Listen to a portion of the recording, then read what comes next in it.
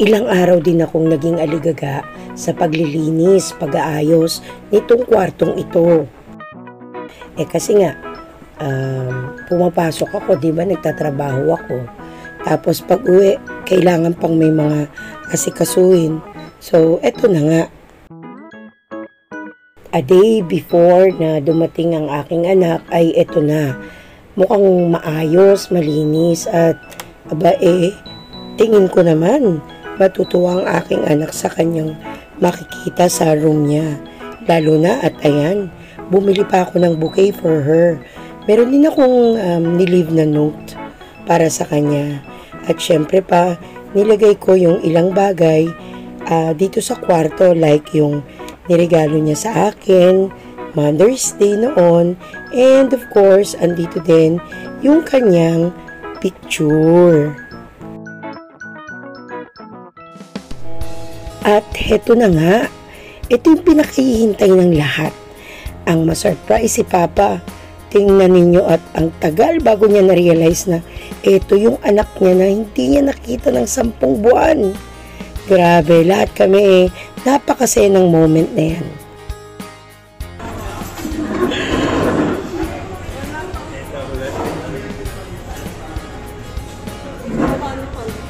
Pareho sila naka-red eh. Si Papa ba yung naka-red? Tama. Nabila ko mga May surprise ko pang kundi. Pareho sila naka-red. Ako nagulat si Tito. Nagpatingin siya sa akin. Ako ganun naman ako. Nagulat din ako.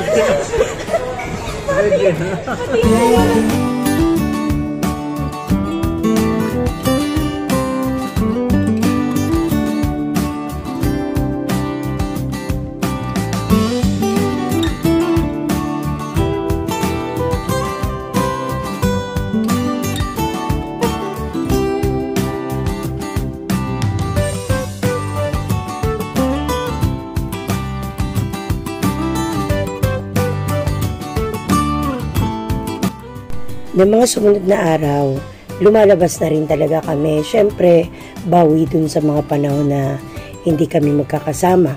Buti na lang din itong si Bunso ay bakasyon, sem break niya. Kaya andito din siya sa Manila.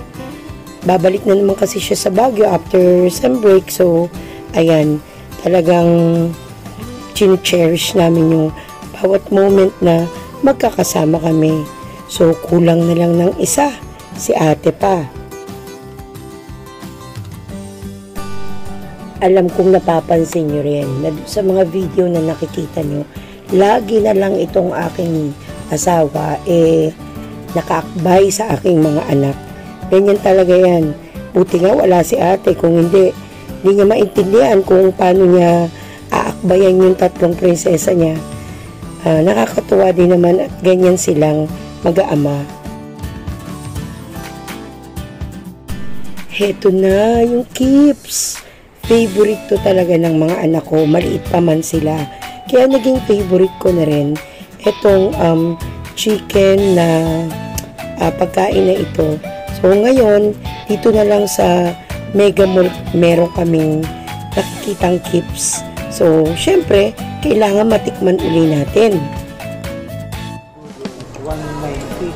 Ito po, 370. Nagkamali ka? Mali. Hindi, kasi date ko nakita yun. Ba't ganyan? Parang hazy. May liwanag siya. Hazy siya. Kakabagsak ni Mama. Kumaka na ba yun? Marap ka lang mo.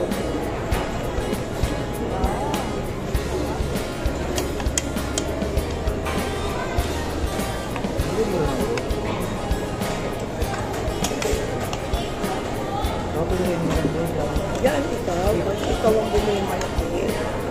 Wala naman buto.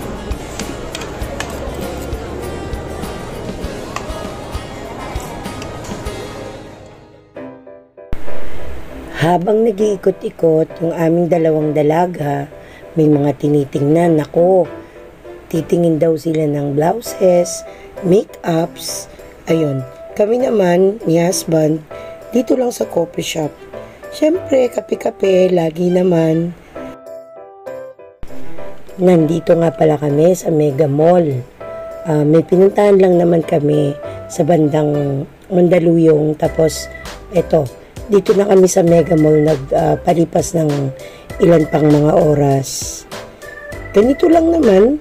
Ini-enjoy lang ng aking mag-aama yung araw, yung mga panahon na magkakasama. Ganyan lang sila. Lagi lang ako nakasunod. Pero masaya ako. Gusto ko nakikita yung ganyan sila. And ayun na nga, kahit papano nalulungkot pa rin dahil wala si ate. Isa na lang, kumpleto na kami. Pero pasasamba at mangyayari yun. Kung hindi man dito, di dun sa Canada.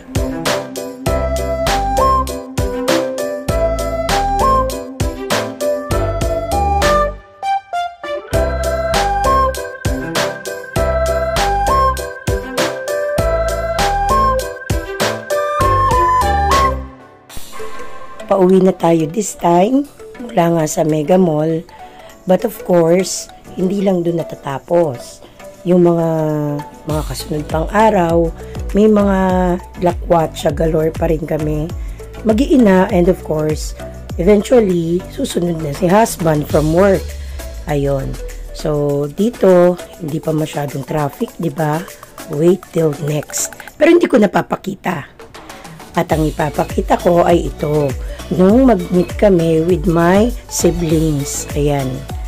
At least, nakita na sila ni Julia uli. And hindi syempre mawawala ang bonding moment namin. Mga kabanding. Syempre, hindi mawawala talaga ang kwentuhang puso sa puso ng nanay sa kanyang mga anak.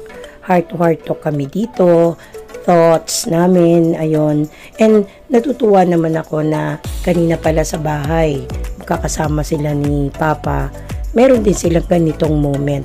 Heart to heart talk din sila, mga advices from their Papa.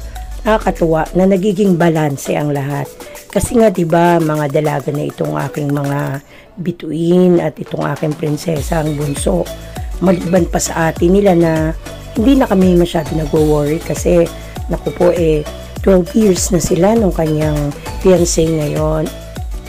At yan na nga po ang update ko sa inyo at marami pang mga susunod. So, see you again!